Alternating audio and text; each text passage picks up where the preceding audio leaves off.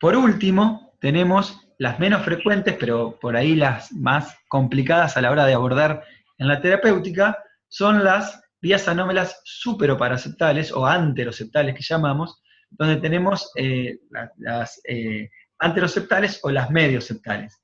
Fíjense, lo importante de aquí es, voy a agarrar el anotador, es que en B1 generalmente son negativas, ¿sí? Las anteroceptales, y las medioceptales pueden ser negativas o isoeléctricas, pero son positivas en casi todo el resto de las derivaciones, ¿sí? A diferencia de las medioceptales, que no lo son o no son predominantemente positivas en D3, ¿sí? Que son negativas, y en ABF. La diferenciación es fina, pero fíjense nuevamente, B1 negativo, casi siempre nos habla de septal, y bueno, después iremos afinando en cuanto al resto de las cosas.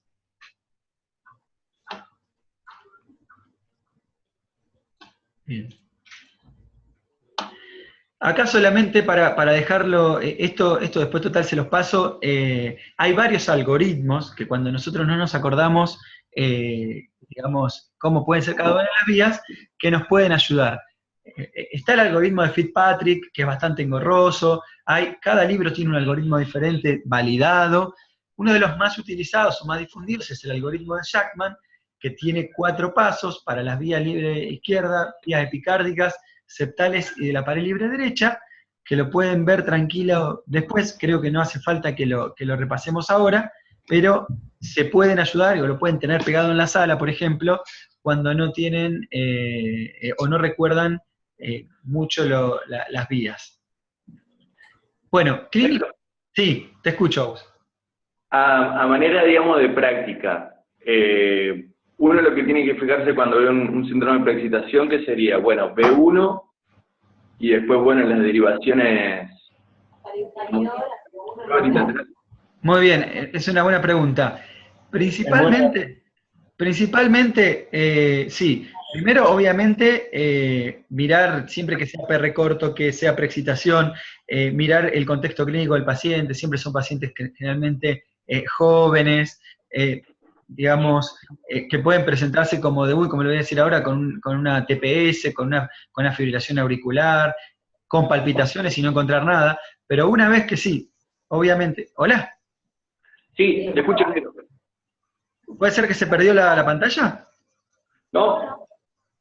Acá te escuchamos bien, negro. Te vemos bien. Ahí está, perfecto. Bueno, como decía, una vez que ya tenemos todo el diagnóstico de precipitación, PR corto, etc., ahí sí, miramos B1, porque nos va a hacer la diferenciación a grosso modo de izquierdo o derecho, y después es muy importante ver la cara lateral, cuando ya sabemos que va a ser una izquierda, por ejemplo, o la cara inferior, cuando vamos más a todos los que son las vías paraceptales, ¿sí?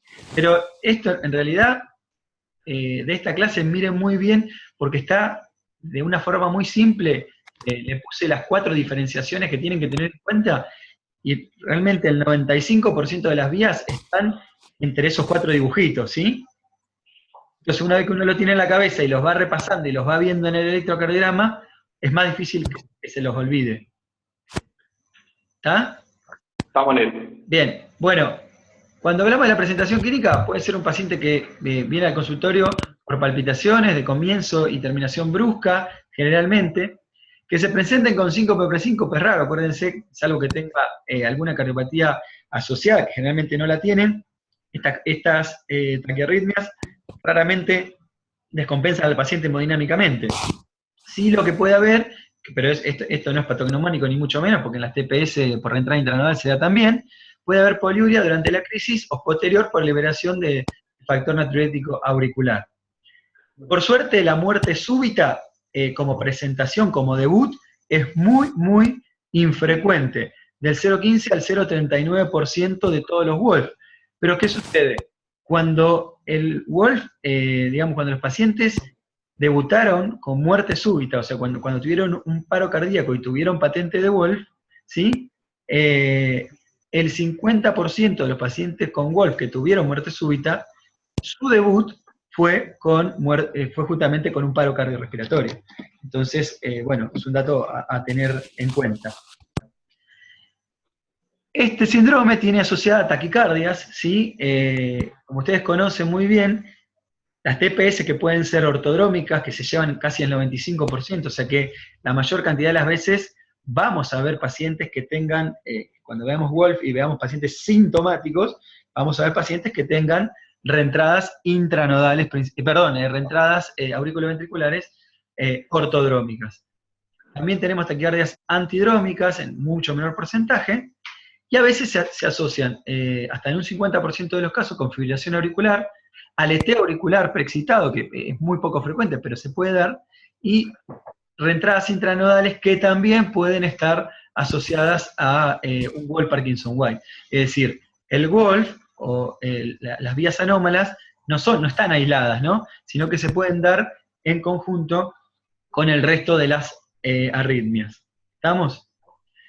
¿Qué es lo más importante a tener en cuenta? Lo más importante a tener en cuenta cuando uno ve una taquicardia regular de QRS angosto y sospecha que puede ser un Wolf Parkinson-White, primero, diferenciación muy simple, tiene que mirar el intervalo RP y desde esa P hasta la nueva R. Siempre el RP va a ser menor que el PR, y esto también pasa en qué otra situación.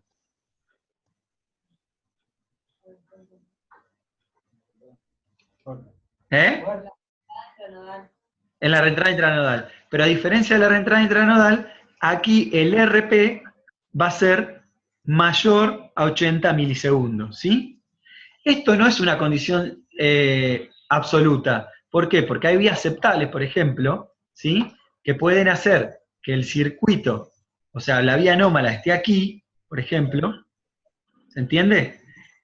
Y el estímulo baje por el nódulo AB, suba por la vía anómala, y está tan cerca que el circuito es muy chiquito y el RP es menor de 80, ¿sí? Y sigue siendo una reentrada auriculoventricular por una vía anómala. O sea que, si es mayor a 80, nos ubica, o podemos hablar de una reentrada AB, pero no siempre es así, ¿tá? Lo mismo que es mayor a 80, tampoco es patognomónico. ¿Por qué? Porque puede haber RP mayores a 80, pero que el RP es menor al PR, y pueden ser, por ejemplo, reentradas intranodales atípicas. Ese tema ya lo van a tocar con el que le toque dar la clase de reentradas intranodales, ¿sí? A la vez, las reentradas ortodrómicas tienen una frecuencia que oscila entre 150 y 250 latidos por minuto, siempre que sean 150 van a parecerse más a las reentradas intranodales, pero cuando estén más cercanas a 250 siempre sospechen en que pueden ser vías accesorias. El 38% de las reentradas AB presentan alternancia eléctrica, y es más común ver este fenómeno cuanto más rápida es la taquicardia. ¿Qué significa alternancia eléctrica? ¿Alguien me lo puede explicar?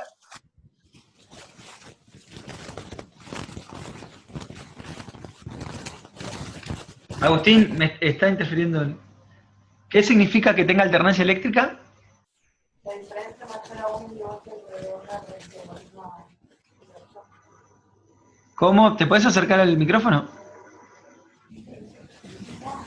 Es la diferencia mayor a 1 milivoltio entre dos redes de la misma ecuación. Espectacular. Es eso, o sea, alternancia eléctrica entre cada QRS puede haber una diferencia de voltaje muy explicada por vos. Lo que hay que tener en cuenta aquí, que es muy importante, es que no está muy clara el fenómeno por el cual se producen, pero Agustín, está haciendo mucha interferencia. Bueno, ahí corto el micrófono, perdón. Bien. Perfecto. Entonces, lo que quería decir era que la alternancia eléctrica no se sabe, pero se cree que es por una diferencia de periodos refractarios en las vías AB. Y también es muy importante que puede haber depresión del segmento ST sin que esto signifique, que el paciente tenga enfermedad coronaria, ni mucho menos, y se da mucho más en las taquicardias por reentrada B que en las intranodales. Vuelvo a decir, no es patognomónico de la reentrada B, pero cuando tenemos alternancia eléctrica, tenemos infranivel del ST, una taquicardia que está muy rápida, aparte de sumarle el ERP, son muchos criterios que suman para taquicardia por reentrada B ortodrómica. ¿Sí? Fíjense, aquí hay un claro ejemplo bastante simple, donde hay un RP menor que el PR, ¿sí? Y un RP que es mayor a 80 milisegundos, ¿sí? Perfecto. Bueno.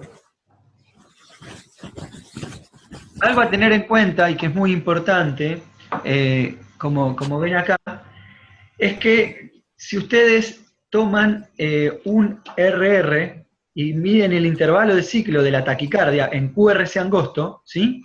Cuando se presenta un bloqueo de rama, si este bloqueo de rama tiene un intervalo de ciclo que se prolonga más de 25 milisegundos, ¿sí?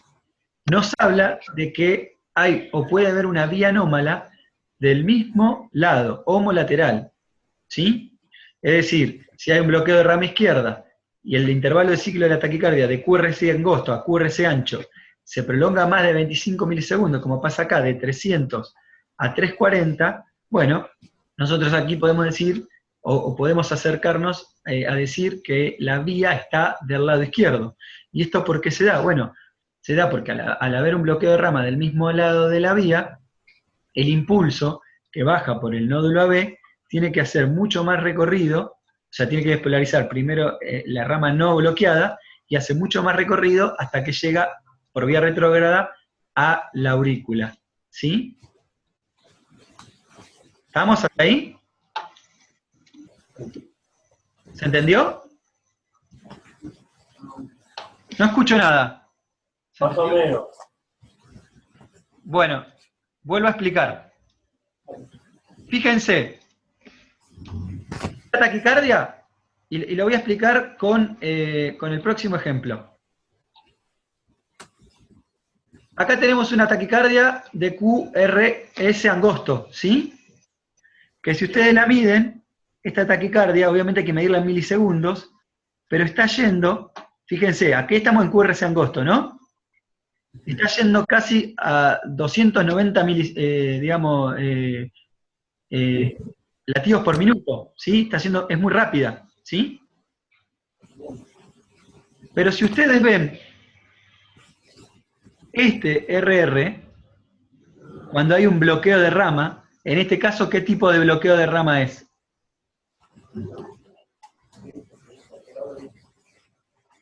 ¿Qué bloqueo de rama es?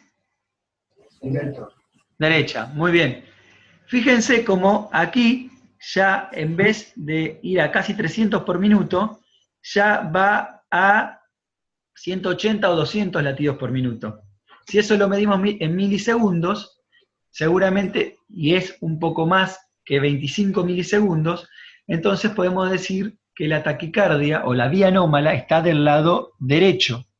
Si ustedes ven, cuando en esta misma taquicardia se produce un fenómeno donde hay rama izquierda, pero la taquicardia no se enlentece tanto, ¿sí? Por lo tanto,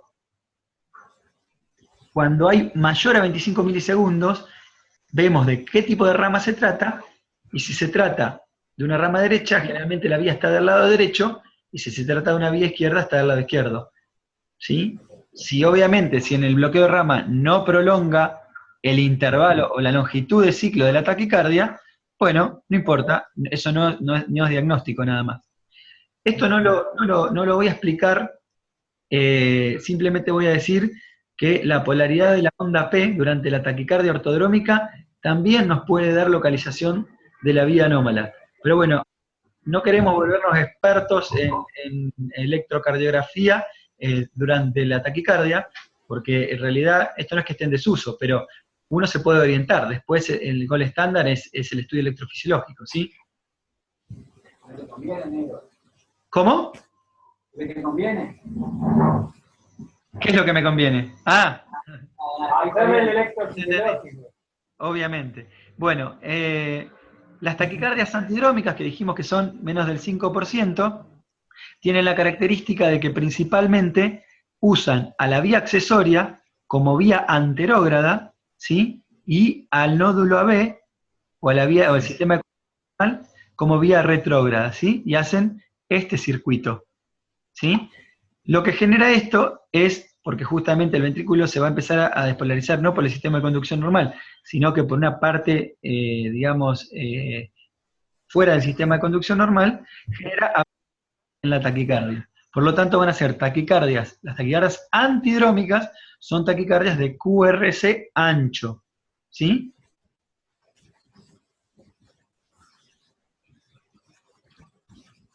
Bien.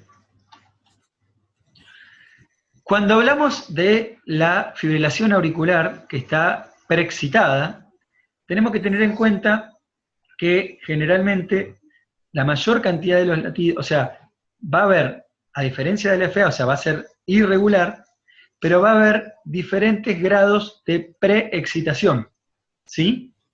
¿Qué significa eso? Que como ven aquí, por ejemplo, va a haber un latido más ancho, porque puede depolarizarse más por la vía anómala que por el sistema de conducción normal, pero también puede haber latidos más angostos, que bajen principalmente por el nódulo AB, ¿sí? Latidos más anchos, aquí, casi patrimonio de la vía anómala, es decir, que se despolaricen casi por completo por la vía anómala, ¿sí?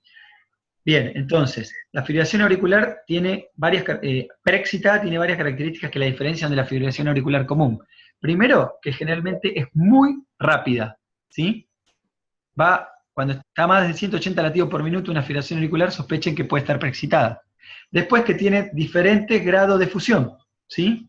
¿Por qué? Porque, digamos, el nódulo AB actúa como un filtro y puede hacer pasar hasta cierta frecuencia, porque tiene conducción decremental, son fibras cálcicas. Esto de ser fibras sódicas, y si tienen, digamos, justamente, digamos, un periodo refractario mucho más corto que el nódulo AB, todo, o muchos de los latidos, van a pasar sin filtro al ventrículo, y van a despolarizar el ventrículo en diferentes grados, y por lo tanto van a generar diferente fusión. Lo mismo que pasa con la onda delta, que se puede ver más o menos, pasa aquí, pero en taquicardia. La diferencia es que, si yo les dibujo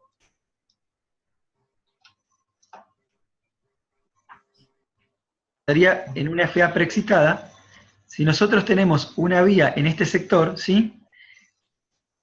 Y el foco está en la aurícula o en las venas pulmonares, ¿sí? Cada vez que pasen por la vía, por aquí, van a despolarizar al ventrículo. Y esta vía se llama, y lo van a ver en varios lugares, bystander. Esto se llama bystander. ¿Qué significa que se llame bystander?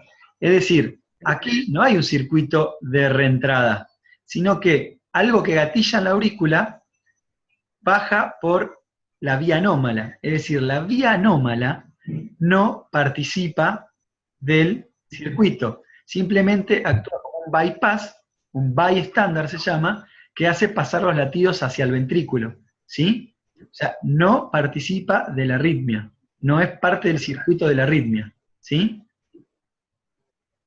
Si ustedes, ¿por qué digo esto? Porque es importante. Si ustedes observan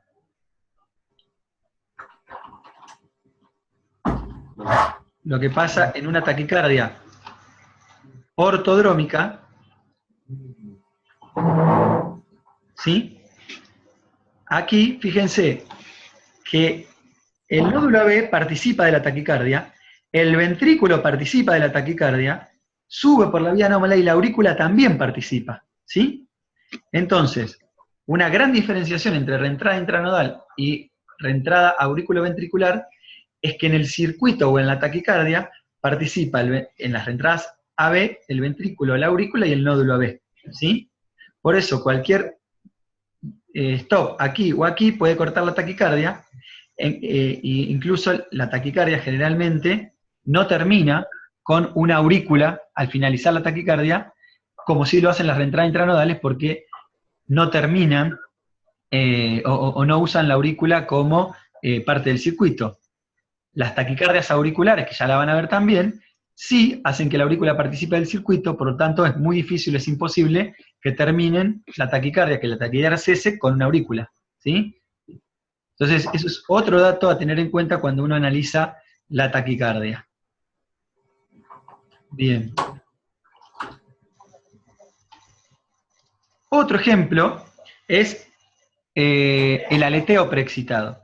El aleteo auricular preexcitado, lamentablemente, no hay forma de diferenciarlo de una taquicardia ventricular, principalmente, porque va a dar la imagen de QRS ancho y va a estar muy rápido.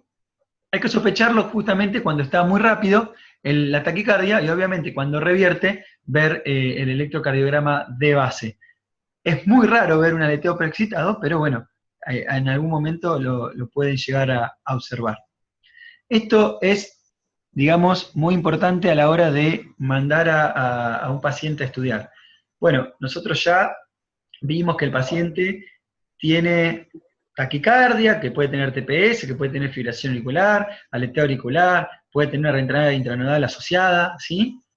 Vimos que tiene Wolf, lo localizamos por el electro, Marcelo Abud, Daniel Bagatín, les pusieron un 10, perfecto. ¿Y ahora qué hacemos? Bueno, ahora lo que hacemos es, lo mandamos al paciente a un estudio electrofisiológico.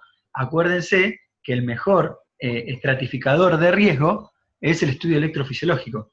Por lo tanto, es inevitable que a un paciente, a mi criterio, digamos que le encuentre una patente de Wolf, no lo manden a un estudio electrofisiológico, porque el paciente asintomático también puede tener una vía anómala de alto riesgo, ¿sí? Por más que nunca haya tenido síntomas y se haya descubierto la patente en el electrocardiograma. Entonces, fíjense que es clase 1, ¿sí? En los pacientes sintomáticos principalmente, estratificar el riesgo, porque puede correr riesgo la vida y pueden tener una vía de alto riesgo. Entonces, ¿qué es lo que tenemos que ver como criterios de alto riesgo? Los criterios de alto riesgo son un periodo refractario anterógrado de la vía accesoria menor a 200 milisegundos, y eso lo van a diagnosticar con, principalmente con el estudio electrofisiológico.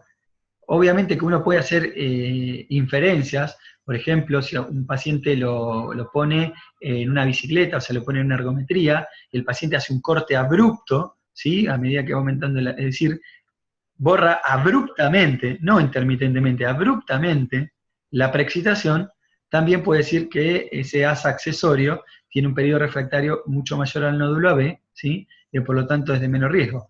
Pero por todas las dificultades que tiene la ergometría para estratificar el riesgo, principalmente es el estudio electrofisiológico el que estratifica el riesgo. Después, otra forma de, o sea, si usted tiene una fibrilación auricular preexcitada, miden un intervalo RR, y si viene alguno que tenga menos de 200 milisegundos, ¿sí?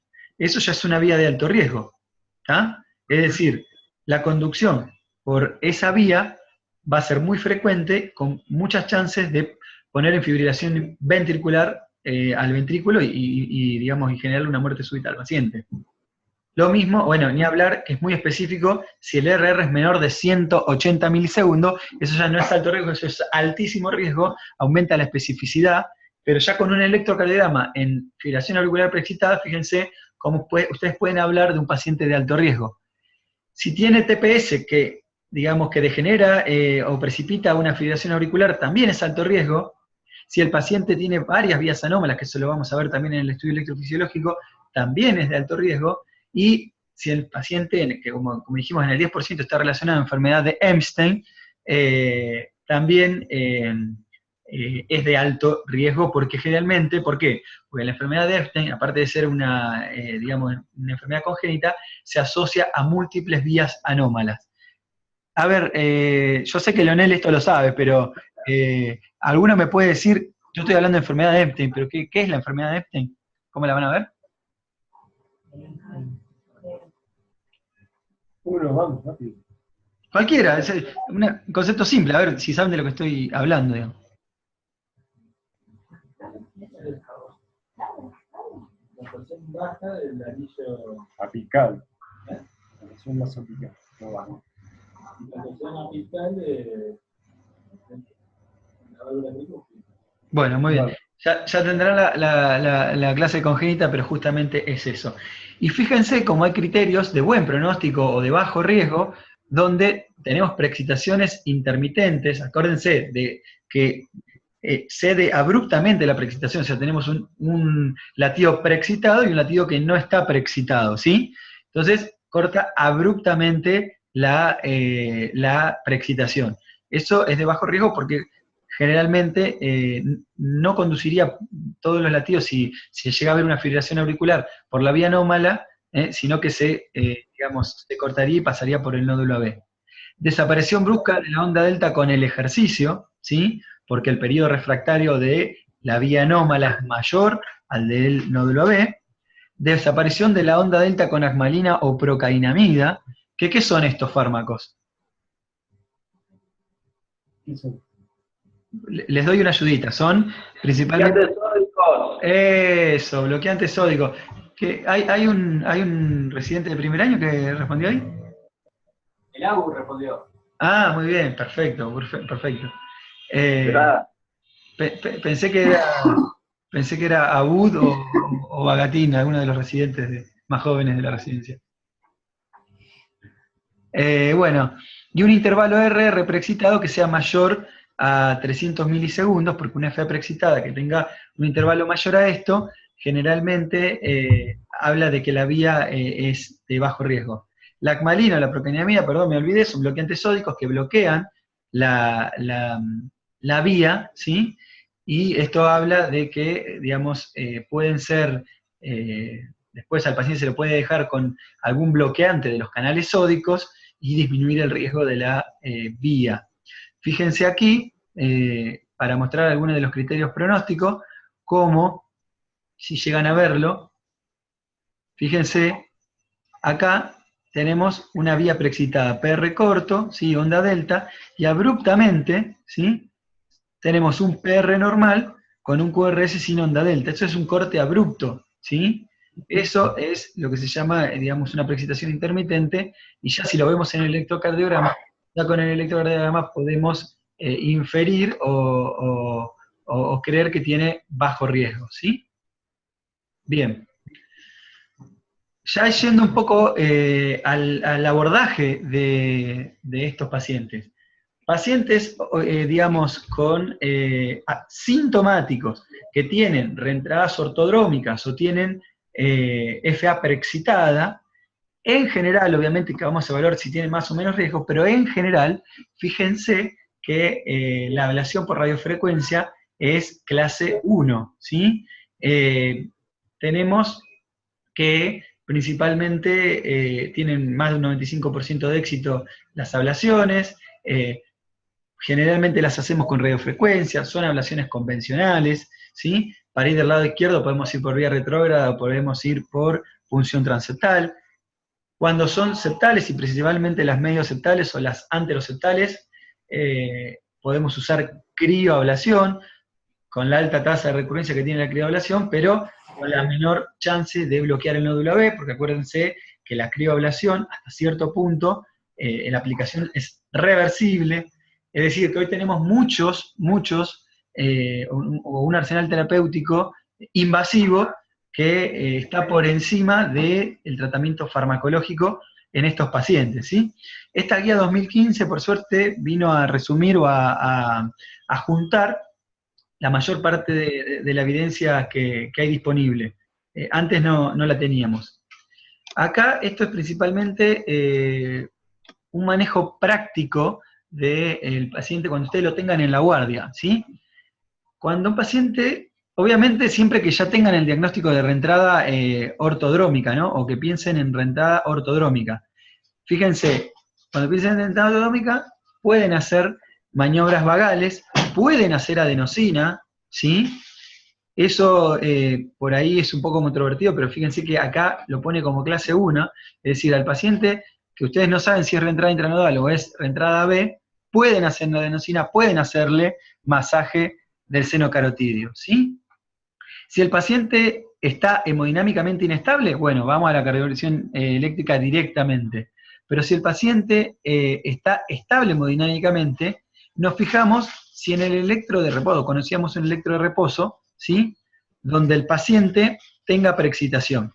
Si no tenemos un electro de reposo, ¿sí? O el paciente no tiene preexcitación en el electro de reposo, es inaparente, etc., se pueden intentar beta bloqueantes o diltiazem endovenoso o verapamilo endovenoso con un nivel de evidencia 2A, o si tenemos la preexcitación, también estos mismos fármacos con un nivel de evidencia 2B, o sea, es bajo.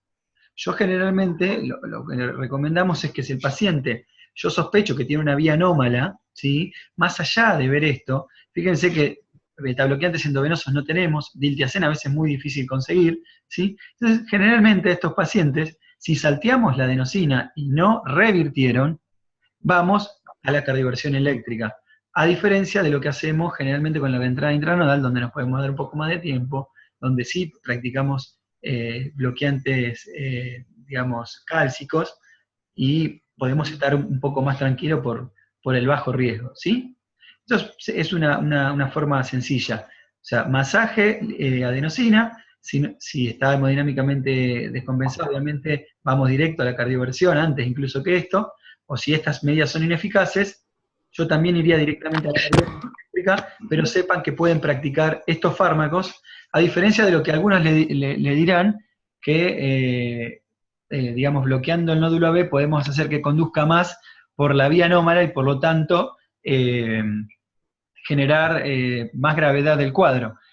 Eso pasa en las FA preexcitadas, pero en las taquicardias ortodrómicas principalmente, donde estamos bloqueando o el sistema de conducción normal o la vía anómala, la taquicardia se corta. ¿Por qué? Porque estamos bloqueando parte del circuito, ¿sí? Es por eso que acá, con un nivel de evidencia bajo, porque no hay estudios randomizados que avalen esto, digamos, se pueden utilizar. Después otra cosa, esto también es importante en la práctica cotidiana. Cuando ustedes ya tienen un paciente que, bueno, ya tuvo taquicardia, que todavía de alguna manera todavía no lo estratificaron, o bueno, el paciente de alguna manera no se quiere hacer la ablación, ¿sí? Fíjense, se puede usar betabloqueante, se puede usar diltiazem o verapamilo, pero bueno, esto obviamente no, o sea, disminuye algo las recurrencias, pero no saca las recurrencias, y lo peor es que no evita la FA preexcitada, ¿sí? Si tienen que dar algún fármaco, principalmente, bueno, estos son algunos como puente a la ablación, o si el paciente no quiere principalmente ablacionarse. Y fíjense, algo muy importante de acá, es que el paciente, generalmente, digamos, estos fármacos actúan cuando el paciente tiene vías accesorias ocultas, ¿sí? Es decir, tiene PR normal, no tiene onda delta, pero tiene TPS, y que son claramente demostradas por una vía anómala, que conduce en forma retrógrada y por eso produce TPS, ¿sí? Así que en estos pacientes, principalmente el betabloqueante, el verapamilo y el diltiazem, están indicados. Ahora, algo muy importante es que podemos usar bloqueantes de los canales de sodio, como es la flecainida y la propafenona, en pacientes justamente que tienen preexcitación evidente y que no se quieren ablacionar. También podemos usar el sotalol, y también podemos usar los betabloqueantes o los bloqueantes cálcicos, pero fíjense que cuando la preexcitación ya es evidente, el nivel de evidencia es menor, ¿sí? Ya es 2B. O sea que podemos, principalmente si tienen pacientes de tipo y no tienen cardiopatía estructural, usen propafenona o flecainida. Si el paciente tiene cardiopatía estructural, usen sotalol, betabloqueantes, verapamilo, diltiazem. Y fíjense cómo la miodarona acá está, o sea, puede ser una opción, pero traten de usarla siempre última, por la cantidad de efectos adversos que tiene la miodarona. Puede ser que estos son pacientes jóvenes, y a veces son vías difíciles de abordar, como vías septales, por ejemplo, o vías que no se pudieron relacionar por la cercanía del nódulo AB, porque pusieron bloqueo AB, porque el paciente no quiere, o porque tiene alguna contraindicación. Entonces, traten de usar flecainida y propafenona, y cuando tiene cardiopatía estructural, usen sotalol o alguno de los que dijimos, como diltiazem o betabloqueantes. Algo muy, muy importante, y esto fíjense y grábense, esto es clásico clase 3, perdón, que la digoxina, la amiodarona, los betabloqueantes o el diltiazem o el verapamilo no pueden usarse en FA preexcitada, ¿sí?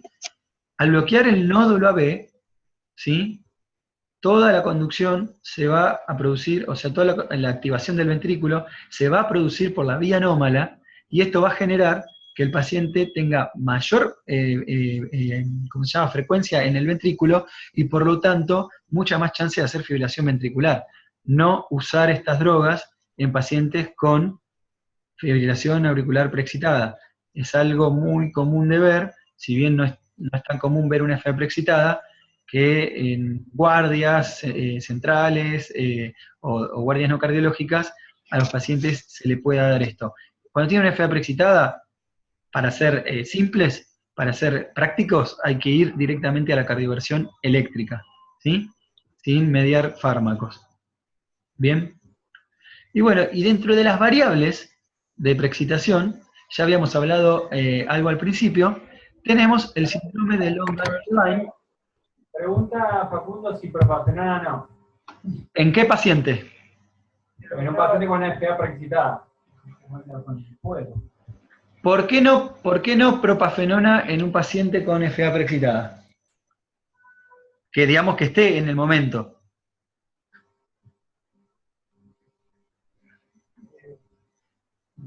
Respóndanme ustedes. ¿Una FA preexcitada? Uh-huh. ¿Por qué no? Lo explico hace un rato. No bloquea el nodo AB y vos estás, bloqueando el nodo AB y van a pasar todos los estímulos del FA al ventricular y te dan una TV. La vía sódica. Bien. Pero para mí es sentido común. Digamos, estás jugando con una arritmia que en cualquier momento te lo pone en fibrilación ventricular. O sea que vos lo que necesitas ahí, además que son arritmias que están muy rápidas, vos lo que necesitas es tomar la arritmia de inmediato con una cardioversión. No podés esperar a darle flecainida, propafenona para frenarle la conducción sódica para revertirle la arritmia, me parece a mí. Bien. Estoy de acuerdo en parte con, digamos, con David. Si bien tenemos que la flecainida y la propafenona tienen una uso-dependencia en frecuencias cardíacas altas, y por lo tanto podrían actuar bastante bien para revertir la fibrilación auricular, y podría ser una opción, ¿sí?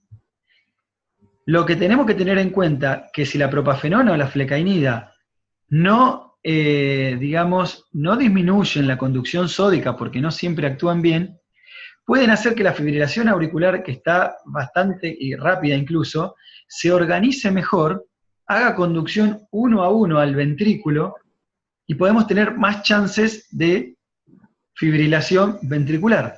Por eso al aleteo no lo frenamos con propafenona o flecainida, ni en este caso ni en el caso del aleteo, porque si lo convertimos en 1 a 1 tenemos más chances de que fibrile el ventrículo, y lo mismo sucede acá.